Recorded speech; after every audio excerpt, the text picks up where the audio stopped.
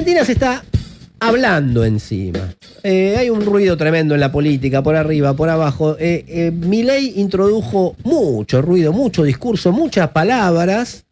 Y en todo ese ruido nos perdimos de la valoración del silencio. Celeste. Sí, ¿qué pensarían si les digo que en realidad vivimos contaminados de ruido? Sí, hay bastante. Sí. Pero además del ruido que decía Fernando, este ruido metafórico, naturalizamos vivir con ruido, pero la contaminación auditiva fue reconocida hace unos años por la Organización Mundial de la Salud, por la OMS, como la causa de trastornos del sueño, de alteraciones del sistema cardiovascular, nervioso y metabólico. Tengo todos.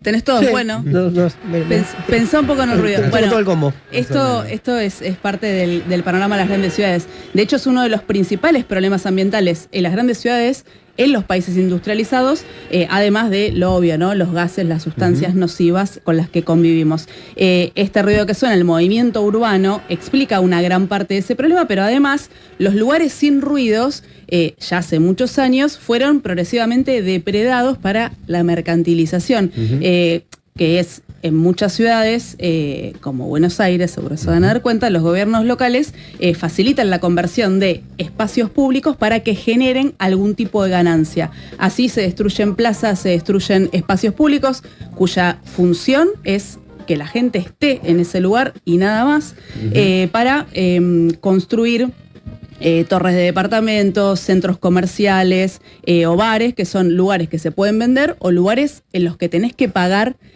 para estar. Como en Plaza Jusey, ahí que abajo metieron un montón de cosas. Exacto. Renovaron el subte y aprovecharon y metieron un montón de bares, cosas para tomar. Es un gran ejemplo. Si digo todo esto, parece que estoy culpando al capitalismo de este problema, y un poco sí, aunque las ciudades siempre fueron súper ruidosas, pero sobre todo lo fueron después de la Revolución Industrial, que agudizó muchos de los problemas de las ciudades, sobre todo el hacinamiento, que también está muy conectado con el ruido, y la contaminación. Obviamente que esto no significa en el feudalismo vivíamos mejor o volvamos a la aldea, porque también el desarrollo de la técnica nos facilitó la vida en muchos sentidos, pero la vida en las ciudades capitalistas está muy lejos de ser perfecta, tiene muchos problemas. Cuando hablé, no sé si se acuerdan, hace un tiempo del fin de semana, hace ya unos años, conté cómo había cambiado nuestra relación con el tiempo cuando el trabajo asalariado había empezado a organizar toda nuestra vida. Claro. La alegría del viernes, la depresión del domingo. Exacto, y la depresión del lunes también, porque también. A veces se alarga. Ese cambio monumental también cambió nuestra relación con el ruido y sobre todo con el silencio. Y acá voy a un ensayo cortito del historiador francés, le vamos a decir Alain Corbin, porque no sé cómo se pronuncia. Escribió un librito que se llama La historia del silencio, que recorre, de hecho, varias nociones sobre el silencio a lo largo de la historia.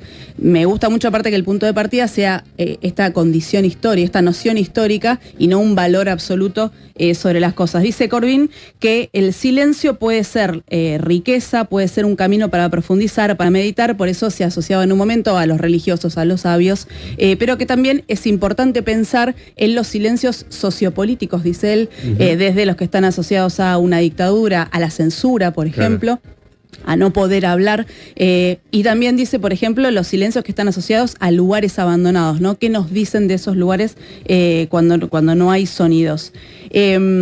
Pero lo más interesante que me parece que propone este libro es lo que podemos pensar o cómo podemos pensarnos hoy. Por ejemplo, sobre la naturaleza, él dice que siempre hubo gente en un montón de momentos de la historia que iba a la naturaleza o a algún espacio verde, no sé, a un bosque, una montaña, un campo, lo que tenía cerca, para buscar algún tipo de conexión, pero que, por ejemplo, las personas que hacen senderismo en el siglo XXI, que hay mucha gente que practica esa especie de deporte o hobby, pasatiempo, no sé cómo llamarlo, en realidad están haciendo lo mismo, pero están buscando algo distinto, sobre todo escapar de sonidos y de situaciones que antes no, que eran cosas que no existían.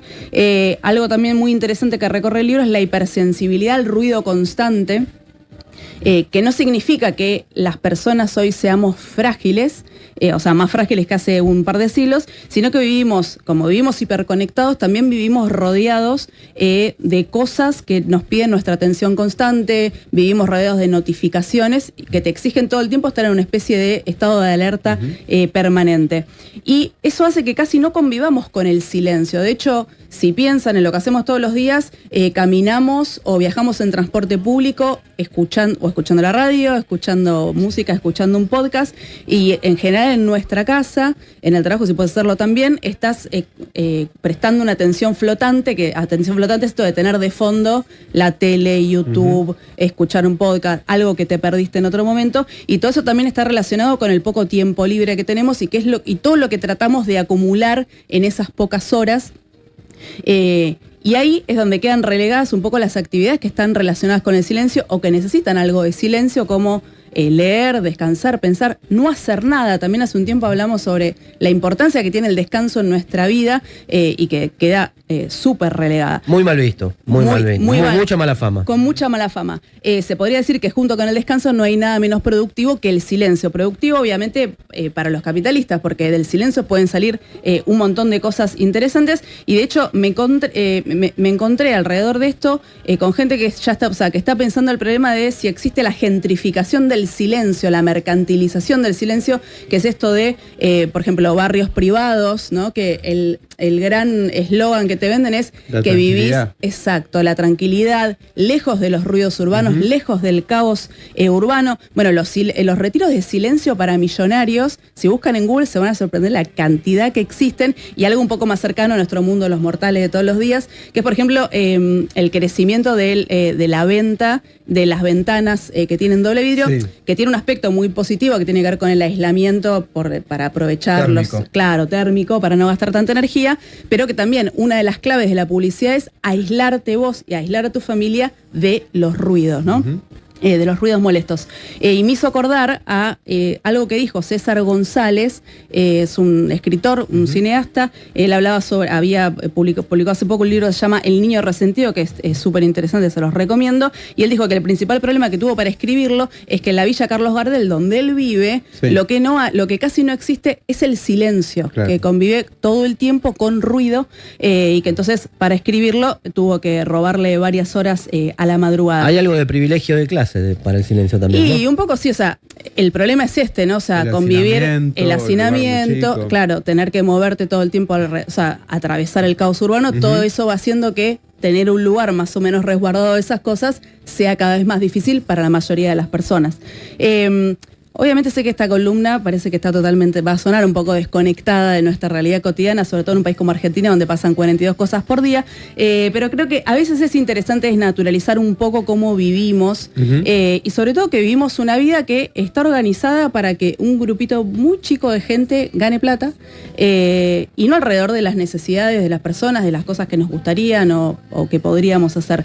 Termino con algo que dice Alain Corbin, el escritor de este libro, La historia del silencio, es una de sus primeras líneas. Él dice, el silencio no es solamente la ausencia del ruido, y él dice que es una noción que perdimos cuando el silencio deja de ser parte de nuestra vida, porque lo que perdemos es la referencia auditiva a eso que suena cuando hay silencio, que me parece recontra interesante, y me hizo acordar una escena muy linda de una película que se llama Retrato de una mujer en llamas, de Céline Sciamma, donde el silencio es muy importante, si pueden verla, cuando un grupo de mujeres se junta en el campo después del trabajo, lejos de los jefes, lejos de sus maridos, y en el silencio de la noche se empiezan a mezclar sus voces mientras cantan, y ese lugar se transforma, y ese momento, en algo que les pertenece solamente a ellas.